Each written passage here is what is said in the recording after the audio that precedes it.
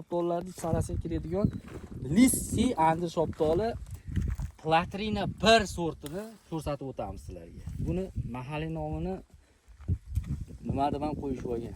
Tugmacha ham deyishyapti, lekin bu qarovga bog'liq. Mana hosildorlik. Shoptol to'g'risida mana ko'chatlarni ham yetishtirib qo'ygan, bemalol. Balatoq o'zi bir ikki og'iz Shoptol to'g'risida gapirib o'tdingiz. Endi bu shoptoliga birinchi o'chirda tan bermay iloji yo'q. Juda ham mazali. Mazasiga hech qaysi shoptoli yetolmaydi bu. Men shunisini aytishim mumkin xolos.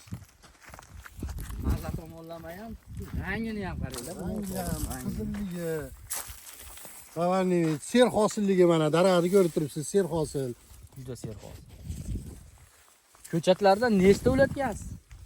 Bundan juda ko'p ulatlar. Bu yilga bir 20 mingtalar bor. 20 mingta bor. Hozirdan o'zingiz zakaslar olyapmiz. 20 mingta bor. Zaril bo'lsa, hozirdan zakaz berib ulgurib qo'yinglar. Sababi bunga talab kuchayib ketyapti kundan kunga, chunki bozorda buni narxi baland sotilyapti.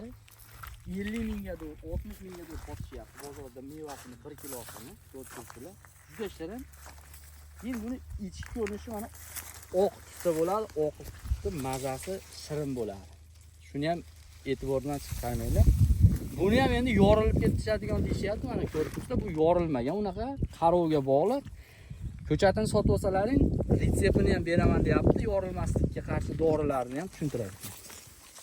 Sog' bo'linglar, videoga like bosishni unutmang.